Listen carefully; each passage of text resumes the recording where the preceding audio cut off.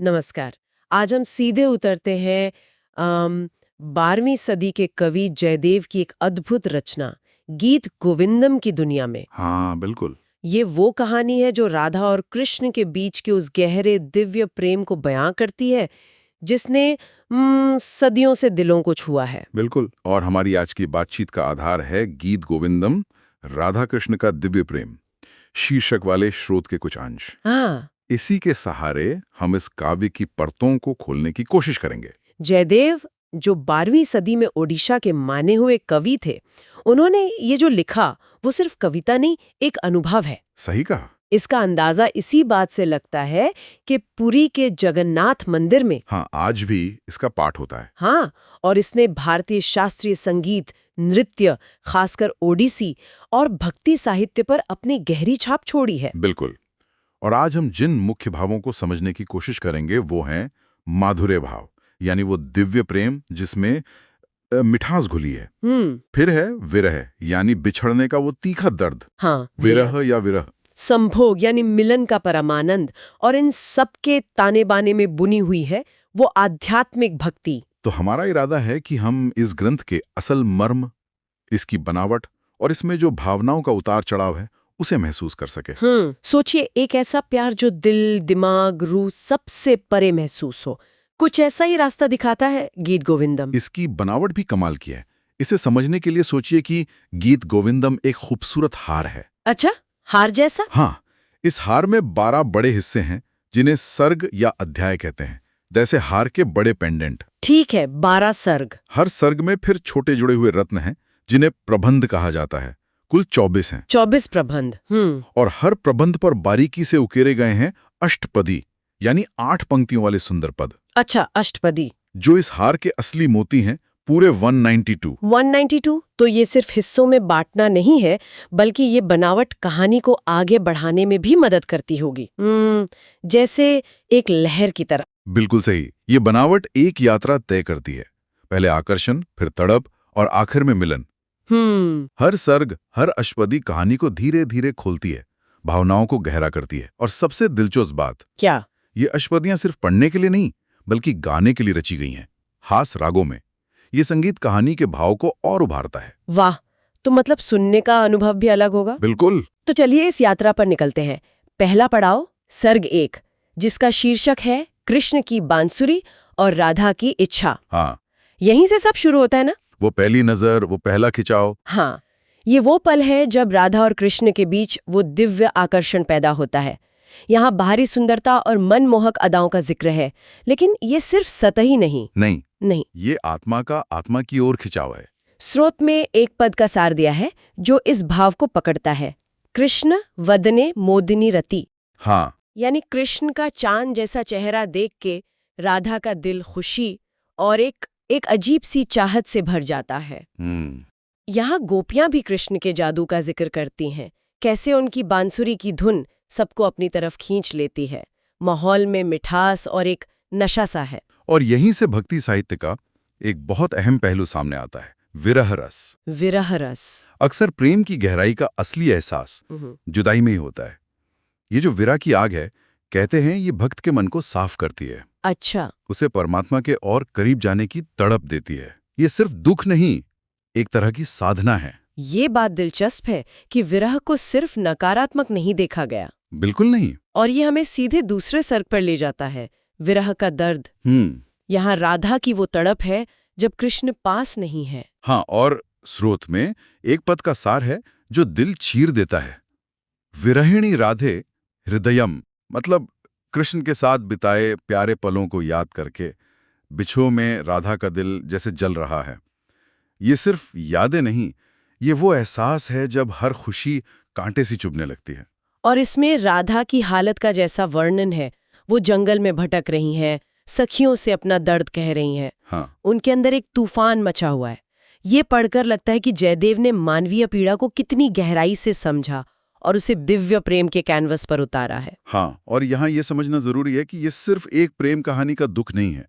भक्ति के नजरिए से देखें तो ये उस आत्मा की तड़प है जो परमात्मा से बिछड़ गई है और उससे मिलने के लिए व्याकुल है। लेकिन कहानी सिर्फ दर्द में डूबी नहीं रहती। इसके बाद कुछ बदलाव आता है ना। तीसरे सर्ग में गुप्त मुलाकातें और प्रत्याशा। बिल्कुल। यहाँ कृष्ण चुपके से राधा से मिलते हैं। अब माहौल थोड़ा बदलता है, इसमें लीला का रंग घुलता है। लीला? हाँ, यानी ईश्वर की वो चंचल क्रीड़ा, वो खेल जिसमें प्रेम, छेड़छाड़ और एक दिव्य शरारत है। तो यहाँ विरह के बाद फिर से मिठास लौटती है। स्रोत में एक पद का सार है, सखी त्वमेव हृदि हससी। हाँ।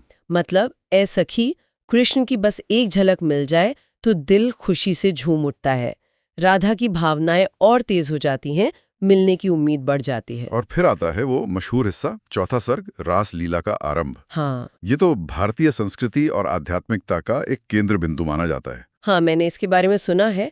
इस सर्ग में कृष्ण गोपियों के साथ नाचते हैं, जिसे रास कहते हैं। बिल्कुल, रास। स्रोत कहता है कि यहाँ राधा की भावनाएं मिली जुली हैं। खुशी तो है, पर शायद थोड़ी जलन या अपना हक जताने का भाव भी है। हो सकता है। हाँ, एक पद का सार है, रासे वसंते चंद्रिका। हाँ, यानी वसंत की चांदनी रात है और रास का नृत्य सबके मन में आनंद भर रहा है। माहौल में मस्ती है, खुशी है, पर एक गहरी चाहत भी। यहीं पर रासलीला के प्रतीकवाद को समझना बहुत जरूरी है। ये सिर्फ एक सामूहिक नृत्य नहीं है। तो फिर क्या है? आध्यात्मिक तौर पर ये जीवात्मा यानी व्यक्ति की आत्मा, जिसका प्रतीक गोपियां और खासकर राधा हैं, हाँ? उसका परमात्मा यानी ईश्वर कृष्ण, उनके साथ मिलन का उत्सव है। अच्छा। लेकिन यहाँ एक और गहरी बात है। जयदेव ने इसे सामूहिक नृत्य रास के रूप में दिखाया है, हाँ? पर उनका पूरा ध्यान राधा के व्यक्तिगत अनुभव, उनकी भावनाओं पर रहता है। अच्छा, ये तो सोचने वाली बात है। मतलब दिव्य मिलन भले ही सबके लिए हो, पर हर आत्मा का उस तक पहुंचने का अपना सफर, अपनी भावनाएं होती हैं। बिल्कुल। ये दिखाता है कि आध्यात्मिक अनुभव सामूहिक होते हुए भी कितना कितना निजी और अनूठा होता है। रासलीला आत्मा के उस आनंद का प्रतीक है जब वो सारे बंधन छोड़कर परमात्मा के प्रेम में खो जाती है। इसके बाद कहानी और गहरी होती जाती है। सर्ग 5 से 8 तक भावनाओं का एक पूरा समंदर है। हाँ। कभी राधा रूठती हैं, ईर्ष्या करती हैं, तो कभी कृष्ण उन्हें मनाते हैं, भरोसा दिलाते हैं। हाँ, विरह का दर्द बीच बीच में और गहराता है, पर साथ ही सखियों की भूमिका बढ़ जाती है। सखियों की? हाँ, वो सिर्फ दोस्त नहीं, वो दिव्य संदेशवाहक हैं जो राधा और कृष्ण के बीच की दूरियों को कम करने की कोशिश करती हैं। इन सर्गों में कई इशारे, कई गुप्त संदेश हैं और साथ ही भक्ति के गहरे पाठ भी छुपे हैं।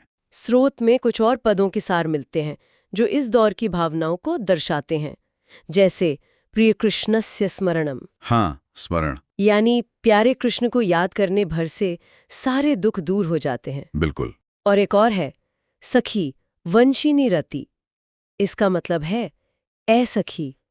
कृष्ण की बांसुरी की धुन रूह में एक ऐसी मीठी तड़प जगा देती है जो परमानंद की ओर ले जाती है। क्या खूब कहा। ये पद दिखाते हैं कि भक्ति में याद करना, स्मरण और सुनना, श्रवण कितना जरूरी है। हाँ। अगर हम इसे आत्मा की पूरी यात्रा से जोड़कर देखें तो ये सारे उतार चढ़ाव, रूठना, मनाना, शक करना, भरोसा करना, तड़पना, ये सब उस प्रक्रिया का हिस्सा हैं जिससे आत्मा परमात्मा से मिलने के लिए तैयार होती है। जयदेव ने इन मानवीय भावनाओं को इतने सम्मान से दिखाया है कि वो दिव्य प्रेम के रास्ते में बाधा नहीं बल्कि सीढ़ियां बन जाती हैं। ये कमाल की बात है कि मानवीय भावनाओं को नकारा नहीं गया बल्कि उन्हें ही दिव्य बना दिया गया। सही बात है। और फिर आता है वो क्षण जिसका इंतजार था, चरमोत्कर्ष, सर्ग 9 से 12 तक। यहाँ राधा और कृष्ण का आखिरकार मिलन होता है। हाँ, ये विरह की लंबी काली रात के बाद प्रेम के सूरज का उगना है। बिल्कुल। इन आखिरी सर्गों में फिर से रासलीला का जिक्र है, पर अब शायद उसका रूप और भव्य है। यहाँ भक्ति और समर्पण अपने शिखर पर है। हाँ। स्रोत में कृष्ण के दिव्य उपदेशों का भी जिक्र है। एक अहम पद का सार है, राधा कृष्णाभिनंदनम। यानी कृष्ण के पास आकर राधा खुशी से खेल उठती हैं। उनका सारा दर्द, सारी पीड़ा गायब हो जाती है। यहाँ सिर्फ और सिर्फ परमानंद है, यानी वो परम सुख। और यहीं आकर वो आध्यात्मिक रूपक पूरा होता है जिसकी हम बात कर रहे थे। हाँ, ये आत्मा का परमात्मा में पूरी तरह घुल मिल जाना है। वो जो मैं और तुम का फर्क था वो मिट जाता है। सिर्फ शुद्ध प्रेम और आनंद बचता है। भक्ति मार्ग का यही तो लक्ष्य है। तो अगर हम पूरी बातचीत को समेटें तो गीत गोविंदम का सबसे बड़ा संदेश क्या है? क्या सीखा हमने? मेरे ख्याल में सबसे बड़ा संदेश ये है कि गहरा सच्चा प्रेम ही भक्ति का सबसे ऊंचा रूप हो सकता है।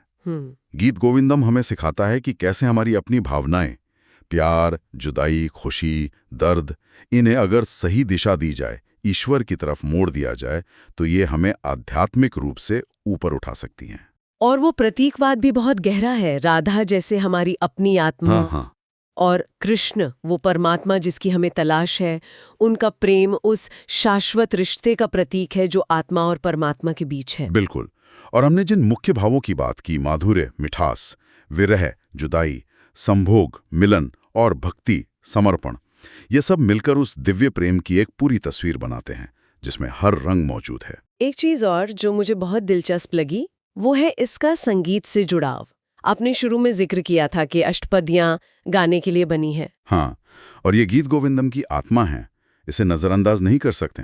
अच्छा। हर अष्टपदी को एक खास राग और ताल में गाने के लिए रचा गया है। जयदेव का मकसद सिर्फ सुंदर कविता लिखना नहीं था, बल्कि संगीत के जरिए एक ऐसा माहौल बनाना था जो सुनने वाले की चेतना को जगाए, उसे ऊपर उठाए। ये वो दौर था जब काव्य, संगीत, नृत्य और भक्ति सब एक साथ चलते थे। तो ये सिर्फ कानों को अच्छा लगने वाला संगीत नहीं, बल्कि रूह को छूने वाला संगीत है। बिल्कुल।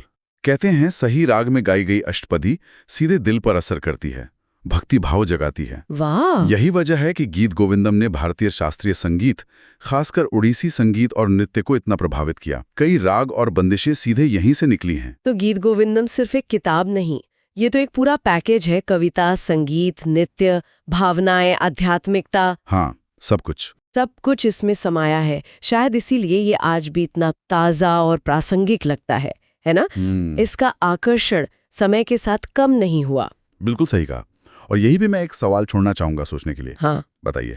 गीत गोविंदम की ये जो स्थायी विरासत है, संगीत में, ओडिसी जैसे नृत्य रूपों में, मंदिरों की परंपराओं में, जैसे जगन्नाथपुरी, ये हमें क्या बताती है? ये जो दिव्य प्रेम की कहानी है, ये अलग अलग कलाओं और पीढ़ियों से गुजरती हुई हम तक पहुंची है। क्या ये दिखाता है कि प्रेम और आध्यात्मिकता की भाषा हदों और सरहदों से कितनी परे है? और कला कैसे इन गहरे भावों को जिंदा रखने का एक जरिया बनती है? वाकई एक गहरा सवाल है सोचने के लिए कि कैसे एक 12वीं सदी की रचना आज भी कला और संस्कृति के इतने रूपों में जिंदा है। हाँ। इसी विचार के साथ गीत गोविंदम पर हमारी आज की ये खास चर्चा यहीं पूरी होती है।